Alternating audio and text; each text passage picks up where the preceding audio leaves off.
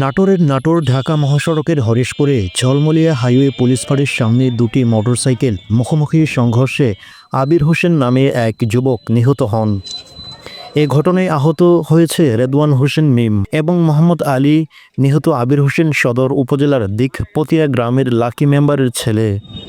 আহত রেদওয়ান বড়াইগ্রাম উপজেলা আগ্রান গ্রামের শেখ তোফাজ্জল হোসেনের ছেলে এবং বড়াইগ্রাম পাইলট উচ্চ বিদ্যালয়ের ১০ম শ্রেণীর ছাত্র।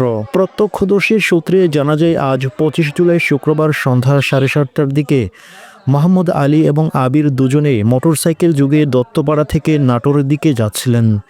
একই সময় নাটোর শহর থেকে দুই কিশোর রেদওয়ান এবং শাকলাইন বড়ইগ্রামের দিকে যান। পথে ঝলমলিয়া হাইওয়ে পুলিশ ফাঁড়ির সামনে পৌঁছলে দুটি মোটরসাইকেল মুখোমুখি সংঘর্ষ হয়।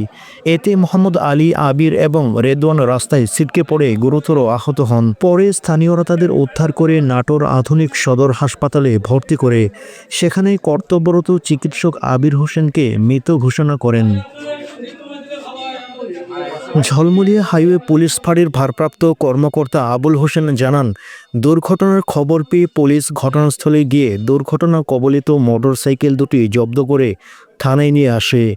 ঘটনাস্থলে পৌঁছার পূর্বেই স্থানীয়রা আহতদের উদ্ধার করে নাটোর আধুনিক সদর হাসপাতালে ভর্তি করে।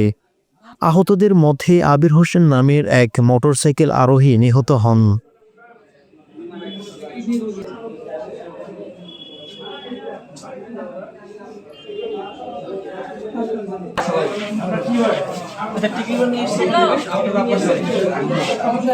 আমার নাম কি?